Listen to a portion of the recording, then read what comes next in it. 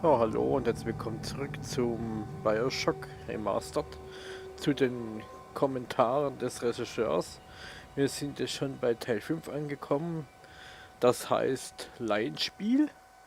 So, dann wünsche ich euch da auch viel Spaß beim Zuhören und Zuschauen. So, und ich blende mich hier wieder aus.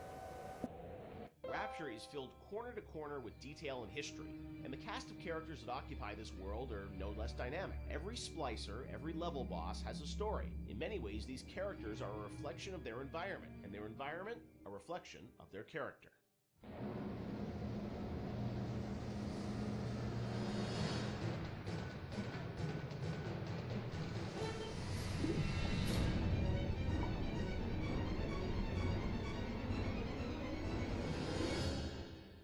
Let's talk about some of the characters in Bioshock. There's so many that fans love, and there are many Wikia pages about them. One thing that I think a lot of fans may not realize is you were telling stories with these characters, a decade ago. And technology today, as we saw in a game like Infinite, you can do amazing things with facial expressions and storytelling. Conveying that emotion that you did 10 years ago with limited technology was challenging. How hard was it back in the day to sort of, convey story in engine?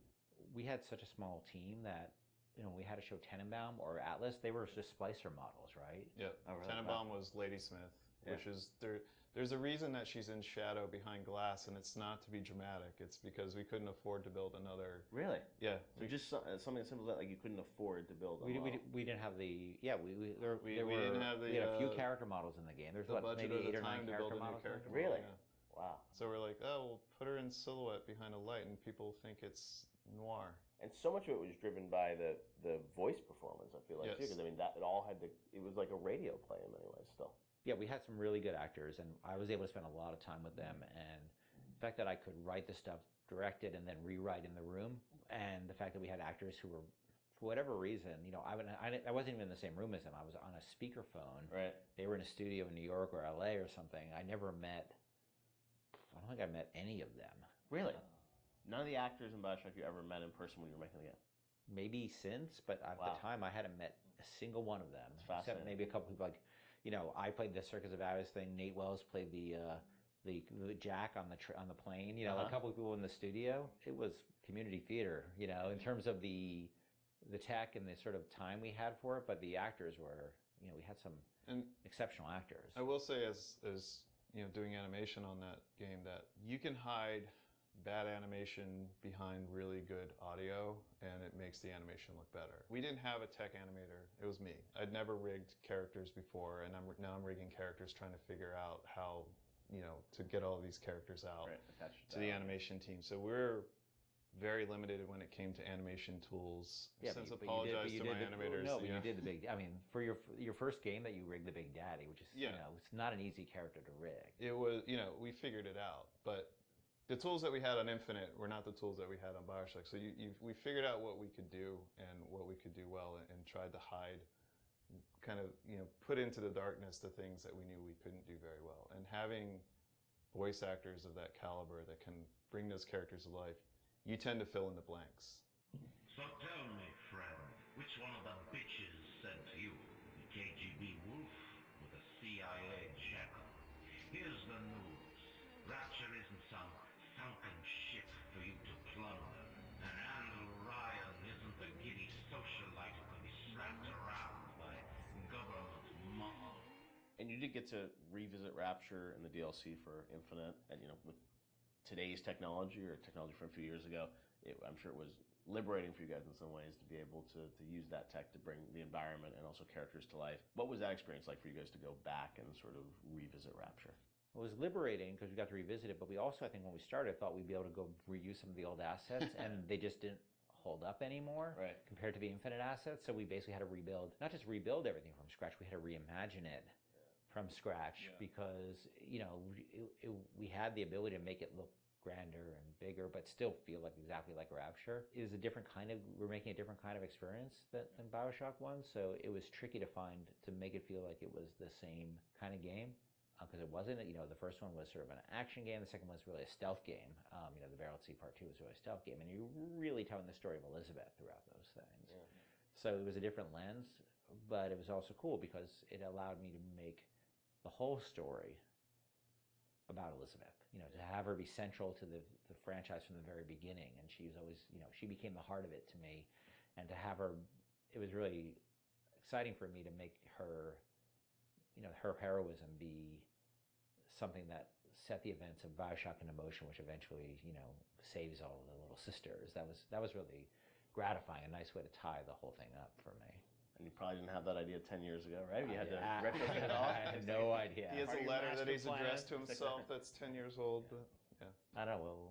I mean, for me, it was a nice way for me to say goodbye to Bioshock and Bioshock Infinite, because those two worlds together. You don't realize, or I don't think the audience realizes how much time you spend with these characters, trying to get them out and polished and into the world. And it was a good opportunity, I think, as a game developer to kind of have that little coda at the end where you're like, okay, I get to, now I'm ready to move on to the next thing. I've had a nice, break. Like, let's seal this off, and now I'm on to the next thing. And it was like 12 years of our lives, too. Between the very beginning of it, and it was a long time. Well, I mean, so my daughter, who is 16 now, I did a lot of filming of her when she was 6 as a little sister.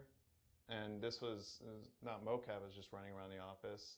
And I'm like trying to be like, now trip over the thing and pretend you die. Or like, trying to not Drink traumatize a 6-year-old. Yeah, pretend you're drinking something, and and then I never showed her the actual game until much later. But she, on BSI, I put her in a mocap suit and actually used her for the little sister in Paris that's running after the balloon. So that was kind of, for me, like a nice way to connect it all together.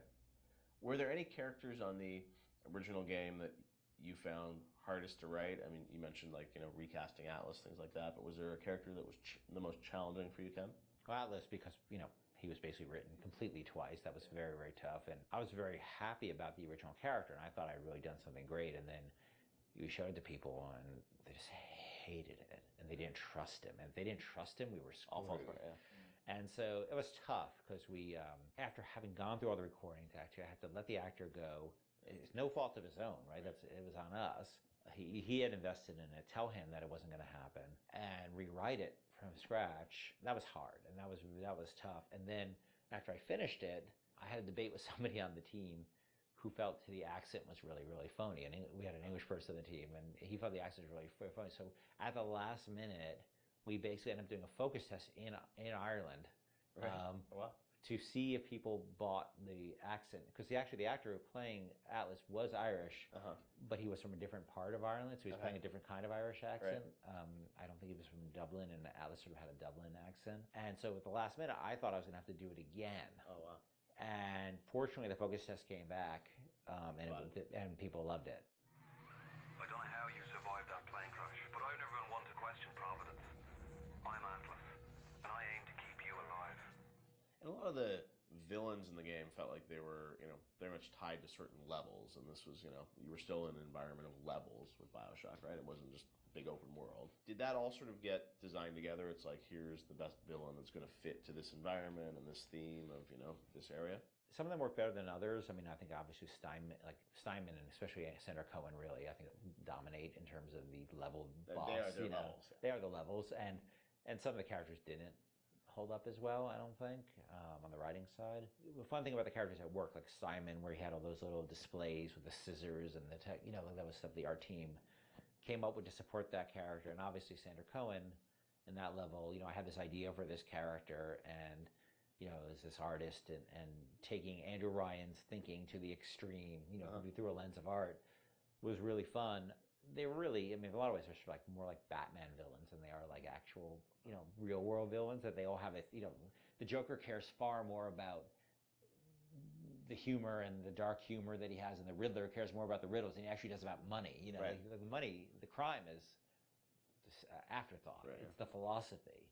And so these characters have a lot in common with, and there's probably a lot of inspiration taken from sort of characters like the Joker in terms of a guy like any of the characters in Bioshock, because they were really driven by their ideology, but their ideology is a mask for their sense of selves, right? This stuff is really, Cohen knows he's a hack, And he doesn't want to, he can't admit that to himself, so he has to wrap himself in all this nonsense, because the last thing he could ever do is look in the mirror and say, I'm not much of an artist. No need to thank me for jamming the transmissions of those boors, Atlas and Ryan. Let them have their squabble. The artist, yes, the artist knows there is richer earth to till.